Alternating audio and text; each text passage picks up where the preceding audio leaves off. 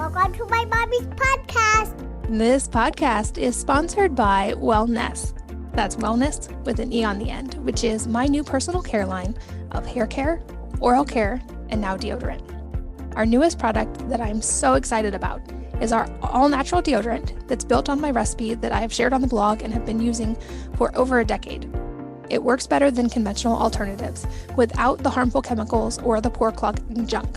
But unlike many natural brands, we make sure to use the exact right balance of natural odor blockers so that you get the protection you want without any irritation, itching, or annoying rashes. We formulated it with only EWG safe ingredients, and it's EWG and B Corp certified, meaning it's a safe, natural, and effective solution for the whole family. We also have hair care, including shampoo, conditioner, and dry shampoo, as well as a full oral health line, including 3 types of toothpaste, toothbrushes, and now floss. Check these and all of our amazing products out at wellness.com. That's WELLNESSE.com. This episode is sponsored by Native Path, and in particular, their grass-fed collagen, which is my go-to right now.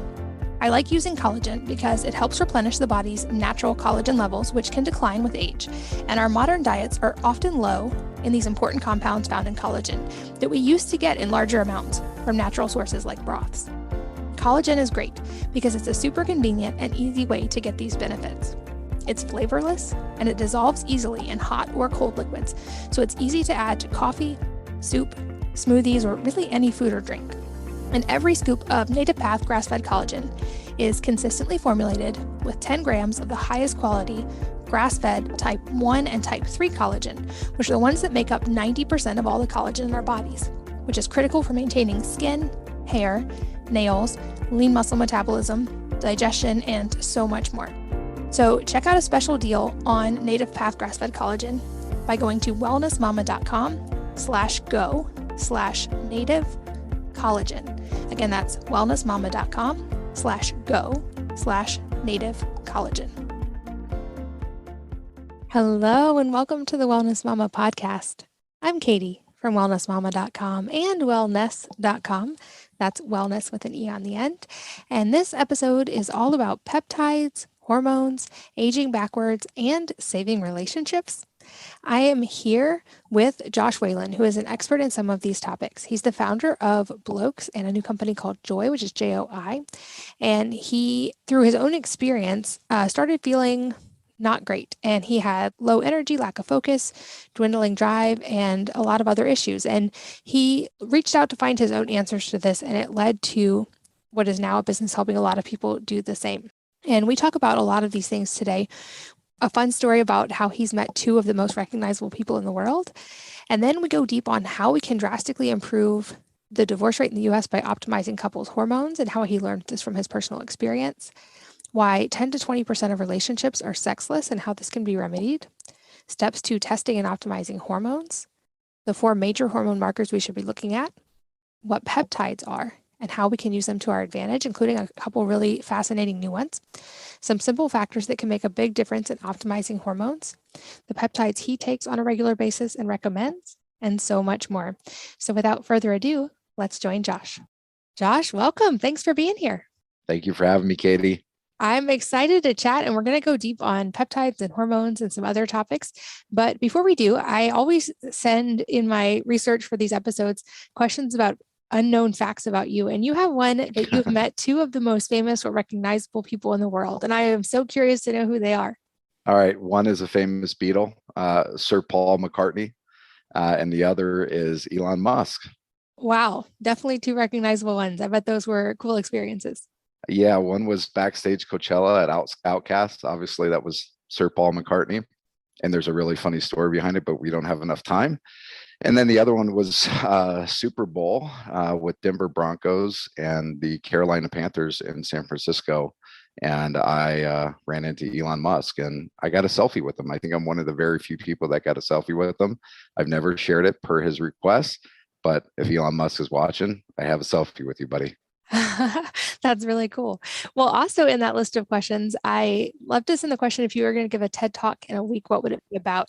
And you responded that how we can drastically improve the divorce rate in the US by optimizing couples' hormones. And I think this is actually a perfect jumping in point for some of our conversations today. So I would love to just hear your kind of 10,000-foot overview of why that's the case. Well, it starts with me personally. One of the reasons I started Blokes and then Joy came to be is my wife pretty much said to me, "Hey, Josh, if you don't get your hormones dialed in, you don't get your sex drive dialed in, I'm going to divorce you." So I had an ultimatum in my relationship. And, eventually I figured out how to get those dialed in. But it allowed me to do some research into divorces. And I didn't realize that but anywhere from 10 to 20% of all relationships are sexless, which can't be good for any productive relationship. Secondly, I after my personal experience, after getting my hormones dialed in, I realized how important the sex drive was and how much it was satisfying my partner and her needs. And I think every relationship should do that before they start going down that route. I'm curious what that actually looked like because that statistic is pretty staggering. And I wouldn't have even guessed it was up to 10 to 20% of people. And this seems like, as you said, it would be a big problem. What are some of those steps or how do people begin to even start addressing that? Well, I think the first part is just being honest with yourself. A lot of times, I think in a relationship, partners are not fully cognizant of your other partner's needs. For me, it started with my wife giving me a huge nudge, and that was going to see a physician. And my process was probably different than a lot of people's. It wasn't that great, but getting your hormones checked, getting baseline labs, and really understanding what the heck is going on, because a lot of times people are going through these problems. I call them chronic issues, not acute issues, meaning it's happened over time. And there's a lot of things that can affect a man's, hormones, and a lot of things that can affect a woman's hormones. And you just may not know it. But starting with baseline labs, being really honest with that person who you're sitting in front of, whether it's a nurse practitioner, a physician's assistant, or an actual physician, but being honest about where you're struggling in your relationship. And on that note, I think we're luckily in a time when getting lab testing is easier than it has been in the past. And there's much more availability of this than perhaps previous generations have had, or at least more easy availability. But there are also stats quoted, for instance, that men today have a third of the testosterone than their grandfathers at the same age. And you've talked about normal ranges. And I've run into this too in the thyroid realm of you might end up with labs that look like normal ranges by today's standards or among the people getting tested. But this doesn't always necessarily give you a complete snapshot of information or tell you anything about optimal. So let's talk about how sometimes looking at normal ranges can keep us from getting the answers we're looking for. Yeah, that's a great point. First and foremost, anytime you get a lab test, it's a snapshot in that one particular time. And there are so many factors that can be affected. For men, we always advise our men to not have their testosterone checked within 48 hours of sex because it can drop substantially. Same thing with working out, and the same thing can affect women. But at the end of the day, anytime you're doing a blood test, it's a snapshot in that time. Getting into ranges, it's one of my pet peeves in healthcare, and it's really hard to measure somebody's performance or their optimization when you're being across a standard of thousands or hundreds of thousands of different people that are getting that same lab test. So talking about optimization, I think is an extremely important thing. Nobody wants to live in a range, and when you start talking about those ranges, they're so vast. I mean, looking at the men's testosterone range, it's somewhere between 300 and 1,000 nanograms per deciliter, and comparing those two is like comparing a Ford to a Ferrari. That makes sense. And why are men's testosterone levels decreasing and so drastically? This seems like a really quick time period for that to be happening. Yeah, and you pointed out a really good stat that your audience should know about. A 50-year-old man 30 years ago has 30% less testosterone. There's a multitude of factors, and we were just talking about this last week in really in-depth conversations. But one is environmental factors, the plastics that are around us, that are in our system, stress, pollution. Guys are working out less and less. Women taking more of an active role in the household plays a factor in that. Guys are just less masculine. Healthy lifestyles, all those things play a major role in why men's testosterones are dropping. But it's not just one, it's a multitude of factors. Yeah. And on the lab testing and the normal ranges side, like I said, I experienced this in the thyroid realm where I knew something was wrong and I went to multiple doctors and asked for tests and found out they weren't testing the entirety of a thyroid panel. They were just looking at a couple measurements first, and that they would say, well, those are within normal range. And when you do deep dive, you realize that normal range is actually determined by averages of people who get tested.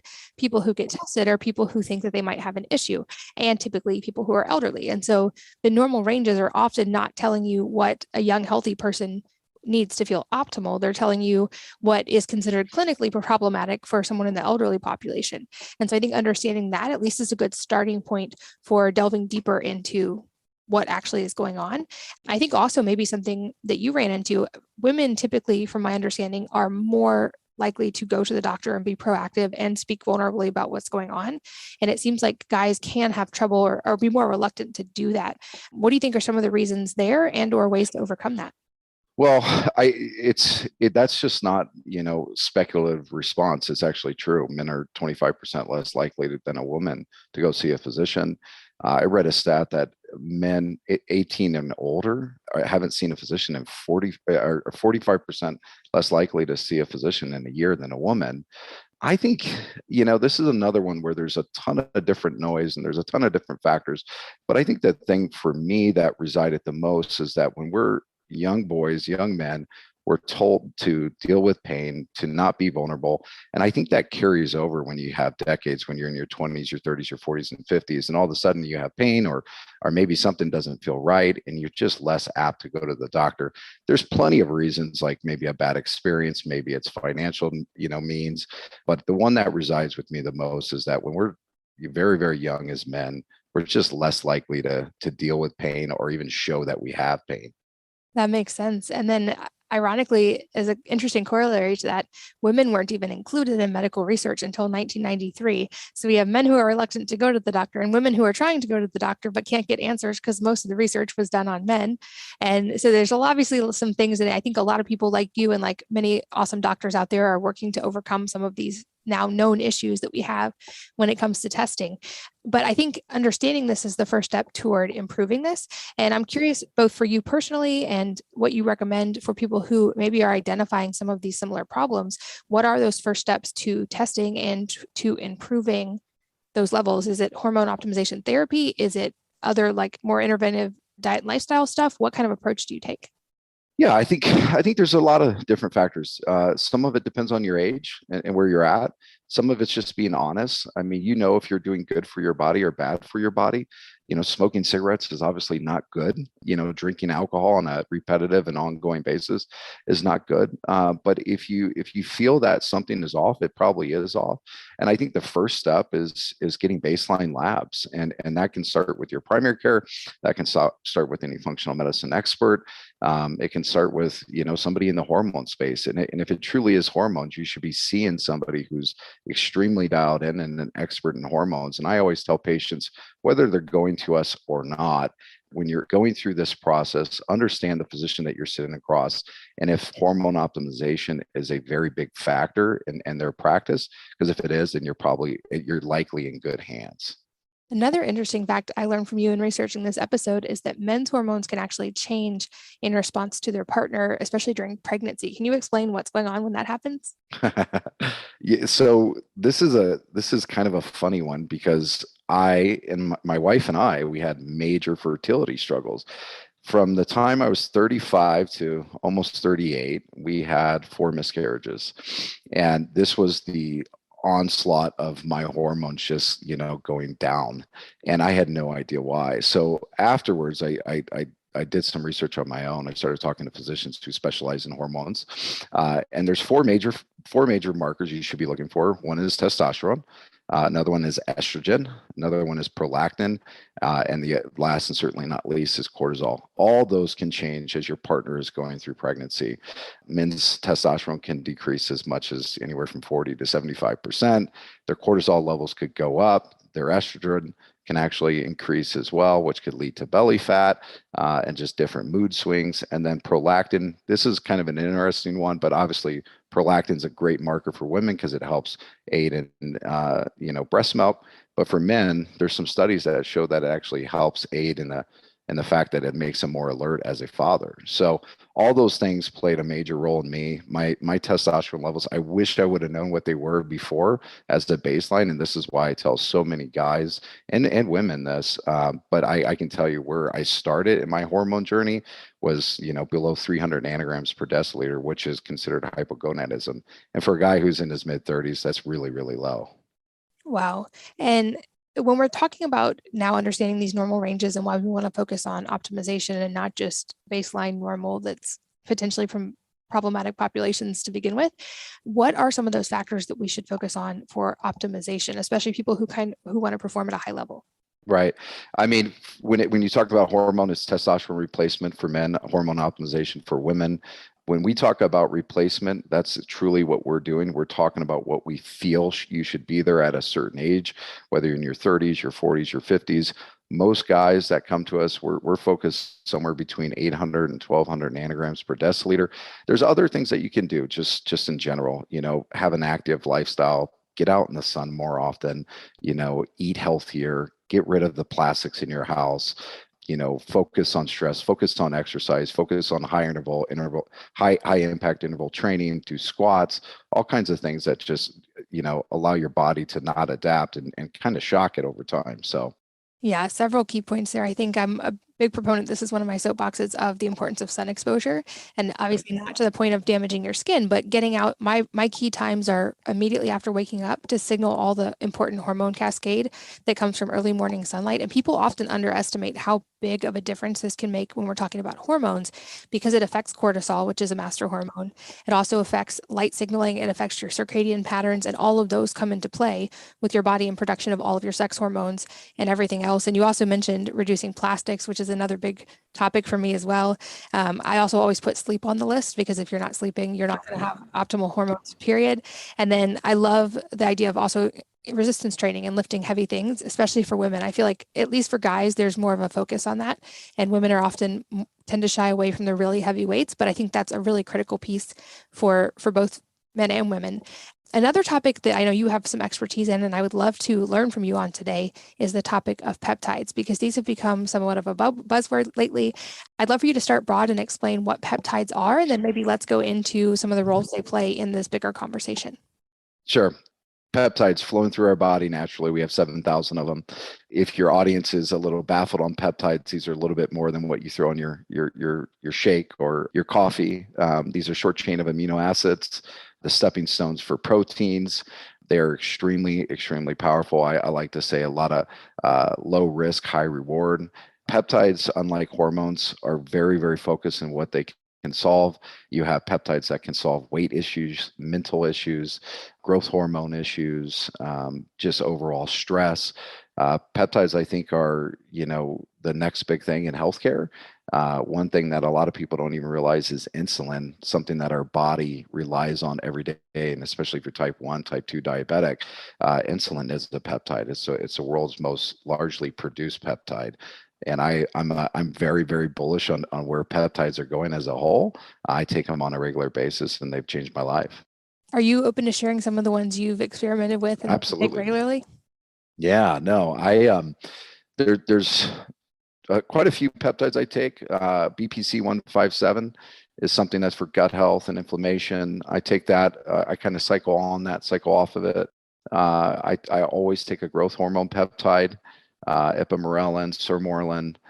One that I've been taking on a lower dose is semaglutide. It's a GLP-1 medication that has just kind of taken the US by storm. There's actually a global shortage on this medication.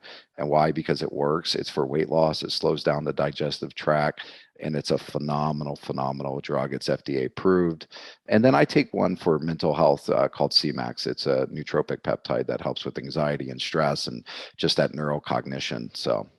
And are you taking these orally or injecting? I know, like BPC, for instance, there's oral and injectable. Some are only injectable. Do you see a difference as far as how effective they are with one type versus the other? Yeah, there's definitely studies that show certain efficacy between some over the other. We always kind of make it patient dependent. I mean, some people just are simply not comfortable with needles, and then maybe oral is your best option. But we find a lot of patients do extremely well with oral options. I would say half of mine are oral, half of mine are injections. The beauty of peptides in most instances, when you're injecting, you're using a very, very small 31, 29 gauge insulin needle. So you barely even feel it most of the time. And a little bit goes a long ways. We often get patients calling us saying, hey, I don't think I have enough in here. But, for example, semaglutide, 10 units of that, which is a minuscule amount, can really, really affect the body. And I've experimented with these some as well. And I noticed, especially with the injectable ones, the effects seem to be extremely rapid. And where Yeah. a lot of supplements, you might have to take them for a while before you notice an effect. These seem to have a very noticeable, almost immediate effect. And most of our listeners today are women. So I would love to hear from you specifics on, for women hormone optimization, if there are particular peptides that can be helpful, if there are lifestyle factors you recommend, or supplements, as well as maybe let's talk about women and testosterone, because I feel like women often don't think about optimizing their testosterone, but it seems like this can be a big piece. Yeah, no, I'm glad you brought that up. Number one, testosterone is a phenomenal drug for women. Just like men, they need to be in an optimal range. And one of our medical advisors, Dr. Melissa Losky, who's been practicing in the hormone space for 15 years, and she's a well-known figure. I ask her every time, "What's your favorite drug for women in optimization?" She says, "Testosterone, testosterone, testosterone." It is by far one of the biggest catalysts for us, and it's one of the biggest ones that shows pretty rapid change, but very balanced change. And we think women should be somewhere between 100 and 300 nanograms per deciliter when it comes to an optimal range. And it's one of the ones that's neglected. There's no FDA approved indication for women and testosterone. And I'm still kind of baffled at this one. I think it shows how much we are evolving in women's health and hormone health, and we're still not there. But it's something that I think we need to get an FDA approved indication for women. On the peptide side, same thing as men. Listen, as we age, men and women, things change. Growth hormone changes. I love growth hormones for women from an anti-aging standpoint, from a skin elasticity standpoint. I love semaglutide for any woman who's trying to improve their weight. It helps with a lot of things outside of just weight: blood pressure, heart rate, waist size. There's so many good things about semaglutide. And the obvious is, if you stay on that drug for anywhere from 6 months to a year, most patients lose anywhere from 10 to 15% of their body weight. And I know after a statement like that, we're going to get this question. Is this something that you can work with people on that I can send? Then I'll put your website, of course, in the show notes. But I'm sure we're going to have people asking, where do you get this? How can I get this? Yeah, I mean, I'll give your audience it's an absolute yes, we can help. I think more importantly for your audience, if they are seeking out semaglutide or any one of the name brand medications, such as Wegovy or Trulicity, make sure it's coming from the right source. I'm starting to see a lot of noise in the industry and a lot of people doing cash grabs, and make sure it's coming from a compounding pharmacy, or make sure you're getting the name branded version and you're under medical supervision. Like you said, and like you mentioned, these things can affect you pretty quickly. Semaglutide is an extremely powerful peptide, and if you don't take it under medical supervision, or you're taking it the wrong way, it can really lead to really bad acid reflux, heart rate variability. You won't be able to sleep. There's just a lot of things that you want under medical supervision. But yes, we can take care of your audience for sure. And that's an important caveat for any of this conversation, is do all of these things under the guidance of a medical professional who knows what they're doing. And also, I always tell people, be your own primary healthcare provider and be well researched and look into the pros and cons yourself. Have a good picture of this before you even ask the questions. I very firmly believe the best outcomes happen when we have informed patients working with doctors and practitioners who have specific knowledge in very specific areas. And you mentioned testosterone being one of the most impactful things that women can do. What's the delivery method for something like testosterone? Well, right now there's quite a few. Pellet therapy, that's a very common one for women. I'm 50-50 on pellet therapy. I think it works really well. The other is injection, just like men. Because you're doing a lot less, we often have women do subcutaneous injections, oftentimes twice a week. The great thing about an injection for women with testosterone is you can control that dosage really well based off of symptomatic feedback, based off of labs. Certainly, last not least, is troches, something that dissolves under your tongue, and cream. But my wife has been on a healthy dose of testosterone for almost a year and a half now, ever since she stopped breastfeeding. She takes injections twice a week, and she loves it. That's something that's been on my list to actually look into a little bit more. I have done it one time in the past when I was in the thick of Hashimoto's before I recovered. My hormones were incredibly low, and they said like dangerous level. So I did the pellets of testosterone in small amount, and they apparently discovered I'm a pretty fast, I guess, metabolizer absorber of that. So I got a big influx of testosterone all in one day, and I remember thinking like, oh wow, do guys feel like this all the time? Because I wanted to punch a wall, and I had never in my life thought to punch a wall. Well, mood swings is something that's usually a symptom of not optimal testosterone. So maybe your body was reacting differently. I will tell you, with pellets, it's a one size fits all method, right? Once that thing's injected or once it's inserted, there's kind of no turning back. That's why I love injections so much, because we're oftentimes increasing doses every 2 weeks. And, we incorporate a ton of different lab panels to ensure that you're getting the right dose, you're feeling the right way, because the last thing you want to do is get into any type of hormone optimization and feel crappier. So I think it's important for your viewers to know there's other options than just pellet therapy. And another part of the conversation that I feel like comes into play when we're talking about some of these things is anti-aging. And this is a top of mind topic. It's become more so for me as I've gotten older. And I know a lot of my listeners, that's top of mind for them as well. And so I also love to talk about like the deep cellular side of anti-aging, because I think the mainstream conversation focuses on topical or things, injectable things like Botox or things that are kind of treating surface level. Whereas my theory has always been that aging is a cellular process, and we want to actually be looking at the cells of our body are the kind of the foundational things, and that what we see in our skin or our hair or whatever is an expression of what's going on at a deeper level. But I would love to hear your take on this, and if there's anything you found that actually really meaningfully works in slowing aging. Yeah, I this is a hot topic right now, the whole anti-aging push. And we talk about this oftentimes with our patients, longevity and vitality. I think they go hand in hand. What we provide a lot of is vitality. And I think patients have the ability to make better decisions for longevity, but they're interwoven.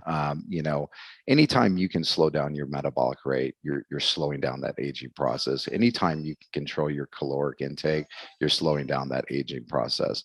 Eating healthier, working out more. You talked about it earlier. Getting out in the sunshine is so important for longevity and vitality. And, something that we tell our patients every day: go outside right away, first thing in the morning, not necessarily look at the sun, but be in sunlight, get that exposure. Those are all things to help with vitality and longevity. Yeah, and I think there's also the nuance to the conversation of aging slowly and gracefully versus trying not to age at all, which looking slightly older is actually a normal thing as we get slightly older. And I had to realize that too, of like, I'm not trying to look 20 anymore when I'm, have a 16-year-old son and have 6 kids. I want to age gracefully for the age that I am. And more importantly, keep my body functioning and feeling as healthy as possible so that hopefully when I have great grandkids, I'm still outside playing with them. And I think this does take a more kind of root cause holistic approach when you're thinking of it that way versus I want to look like I'm 20, because you're going to address all the root cause stuff. And you mentioned caloric restriction. I love this topic because I've talked quite a bit about time restricted eating, and I've had Dr. Sachin Panda on here. I think often that gets, for women at least, kind of tied into the dieting conversation, and it can have a lot of emotions attached to it. But there's so much cool science about how we know long term that lowering your calorie intake increases longevity. There's a very strong correlation there. But eating less food at every single meal takes a tremendous amount of willpower for a lot of people. And so Dr. Panda's work is that if you can even just shorten the window in which you're eating in a given day a little bit, not even drastically, you can get a lot of these same cascades of benefit without feeling like you're eating less food, because you've just shortened the amount of time that you're eating. So this is one thing I think that can be really helpful. Obviously, you don't want to do it in such a narrow window if you're female that you're creating stress hormone responses in the body and becoming counterproductive to what you want. But I found a lot of benefit from that, from hydration. And then to reiterate one more time, the sun. I think avoiding the sun too much has actually been a huge disservice to our generation. And I think appropriate sun exposure is a big factor in mitochondrial health and hormone health, and that we can benefit more from making sure we're getting that in a healthy range. But what would you add to that conversation?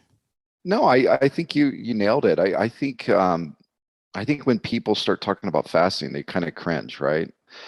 I look at fasting and knowing your body, and caloric restriction is good, and it is kind of a bad word, but if you focus on certain intervals of eating, it's so much easier to just manage. I looked at, anytime I've been in a diet mode, and just, if I'm just eating loosely or not having snacks around, I'm eating everything. So if you can manage that process and know your body, I think you're going to have a lot better success.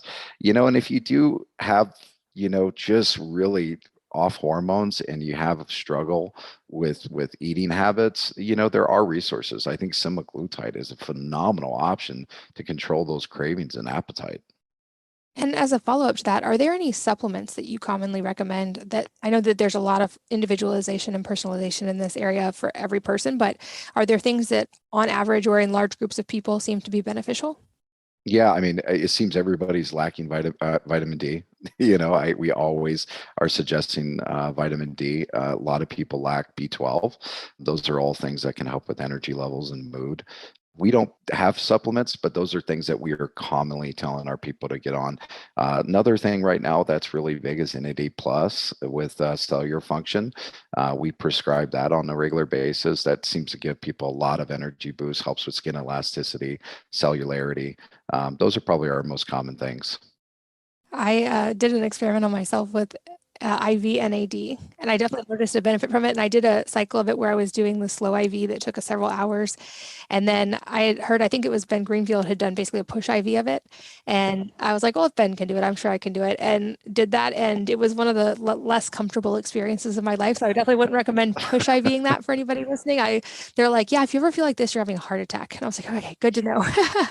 But I think it can be really helpful. Just another one of work with people who know what they're doing and do it the right way. Yeah, Ben's a freak too, right? I mean, guys like him, they know their bodies really well, and there's this push in the community of who can do it the fastest. For me, I just do simple injections. I do subcutaneous injections of an AD, anywhere from 100 to 300 milligrams. It gives you a little bit of jolt if you haven't done it, but it gives me a ton of energy and just a lot of mental focus and clarity throughout the rest of the day and the week. Yeah, I stick to those now. After that, I think I did the entire dose that they would normally do in an IV in about 20 seconds. And I've had babies naturally, and that was pretty high up there with things I don't want to repeat ever. So I believe it. And it's funny, a lot of people feel paralyzed when that happens. Like they can't move and they stiffen up, and that's not a good feeling. Not at all. Yeah, I was in fetal position on the floor for a few minutes. For sure. Ouch.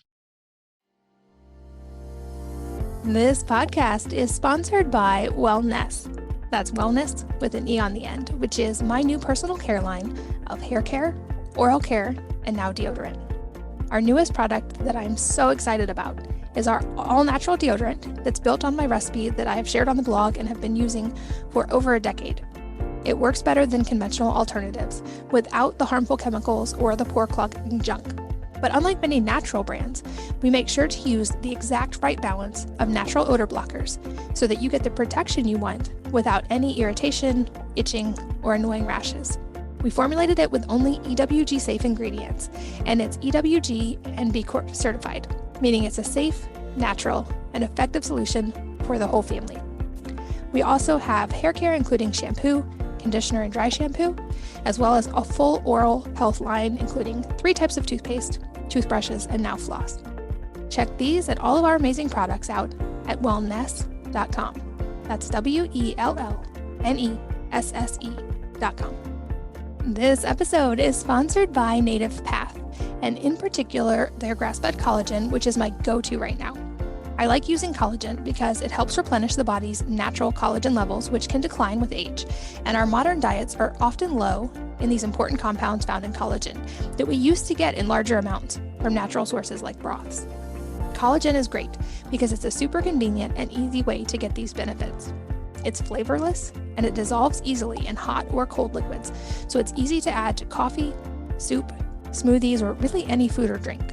And every scoop of Native Path grass-fed collagen is consistently formulated with 10 grams of the highest quality grass-fed type 1 and type 3 collagen, which are the ones that make up 90% of all the collagen in our bodies, which is critical for maintaining skin, hair, nails, lean muscle metabolism, digestion, and so much more. So check out a special deal on Native Path grass-fed collagen by going to wellnessmama.com wellnessmama.com/go/native collagen. Again, that's wellnessmama.com/go/native collagen.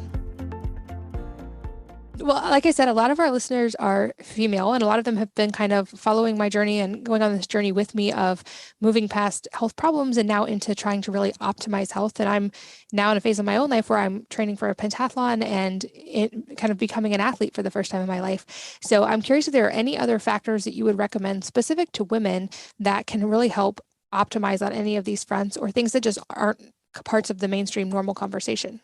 Yeah, I mean, I think we talked about a lot of those things for men, but healthy habits, knowing that you're doing good and eliminating the bad. I mean, we say that, and it seems like such a soft thing, but it's huge. Like if you're going out too much and you're drinking, you're eating crappy foods, what you're putting in your body. Just know that more good is better than less. Exercise, we talked about, women doing a lot of weight training. That's huge for women, boosting that testosterone. I would say if we saw, 10 female patients at Joy, I would say 9 out of 10 of them are lacking what we would consider optimized testosterone. So once again, getting those baseline checks, a lot of women are feeling low energy, very fatigued, lack of mental clarity. And a lot of that can be solved just through hormone optimization. Yeah, I noticed a drastic difference in my energy levels when I started eating enough protein. So I realized as a woman, I was drastically under eating protein, but thinking I was actually consuming enough protein. And when I tracked it, I realized I was not even probably hitting enough for maintenance level of metabolic function. And so really increasing my protein helped a lot. And then I added pretty heavy weightlifting to that. And I had always kind of, when I was younger, been in that camp of women aren't supposed to lift heavy weights so you don't get bulky. And it's funny now to me to even think that I thought that, because I've noticed lifting heavier weights, I've gotten leaner and my body shape has changed, but I certainly didn't get bulky. And I recently was able to split squat 345 pounds. So I'm like lifting pretty substantial weights and not getting bulky. So I always give that encouragement to women. You mentioned baseline labs. What are some of the things you guys put on a normal, like everyone should keep track of these baseline labs? Yeah, I mean, CBCs, CMP, there's so much good things with just basic markers like a CBC and a CMP that can tell you a lot about a patient's health. For men and women, estrogen and testosterone. For men, PSA is always something that we want to be checking on a regular basis. For women, progesterone, and then once again, estrogen. Those are all really good markers that you should be checking on a regular basis. And unfortunately, you're probably not getting that from your standard family medicine doc or your primary care doc. A lot of doctors now practice medicine based off of what insurance is going to cover, and it's called reactive testing. So they'll run 1 or 2 markers, and if something's off, then they'll run multiple markers beyond that. But they're oftentimes not going to give you what I would consider a full baseline lab. Got it. And also, you run companies, you have Blokes, and also I believe Joy is the female version. Can you explain what those are and what you guys do? Yeah, blokes.co is our website. Focus on hormone optimization, prescription peptide therapy, hair loss, weight loss. The same thing for men. It's choosejoy.co, hormone optimization for women, prescription peptides that focus on weight loss, anti-aging, sex, skin elasticity, the whole 9 yards. And we're growing and we're expanding as we speak, and we're going to be doing a lot of great things. These kind of things excite me a lot, because I think part of the thing that we've run into in the past is people, like for me as a thyroid patient, I had researched and figured out I was pretty sure what was going on, but it was difficult to find a practitioner who was knowledgeable, who was willing to work with me and try the stuff I wanted to try. And it's like, I'm really excited that people can now find more customized solutions like you guys, who are taking the whole patient into account and who are knowledgeable about some of these cutting edge therapies and about hormones, which seems to be one that I hear a whole lot about from women right now. And like we talked about in the beginning of the episode, we know that hormone related issues are on the rise for men, but also for women. And so I think this is a very, very timely and important thing that you guys are doing. Absolutely. This is our jam. We're an inch wide, a mile deep when it comes to hormone optimization, and it should be a front and center topic. And a few other questions related to that I would love to get your take on. The first being what your personal 80/20 is when it comes to your own health. What are your non-negotiables that you do all the time that you think have the biggest impact for your health? Well, number one now, it's testosterone. It's something that changed my life. It saved my marriage. eating healthy is something that's very important to me. And then I have to at least get out in the sun at least 2-3 days a week where I'm doing something. My wife and I, we love to play pickleball. And then certainly not last, not least, I still like to get in the gym and throw weights around. Those are kind of my non-negotiables. Every once in a while, you have to cheat just like everybody else. But you got to get right back on the bike after you've done doing that. Yeah, I'm actually now, I think, like, I don't even use the word cheat, but I think like deviating from the plan at times actually helps you stay adaptable. And if it's just an at times and not a normal thing, I think it can actually be beneficial to the body to do that sometimes rather than getting our body so used to only one. And I even don't take any supplement every single day. I have a rule to cycle everything just because my goal is metabolic adaptability. I also love that we've talked about the sunshine again. We actually moved to where we live specifically for one of the major reasons was for year-round sun exposure, because I think that is so important. And you mentioned at the beginning that you have kids as well. So I'm curious if there are any specifics that you have, you and your wife, for raising healthy kids.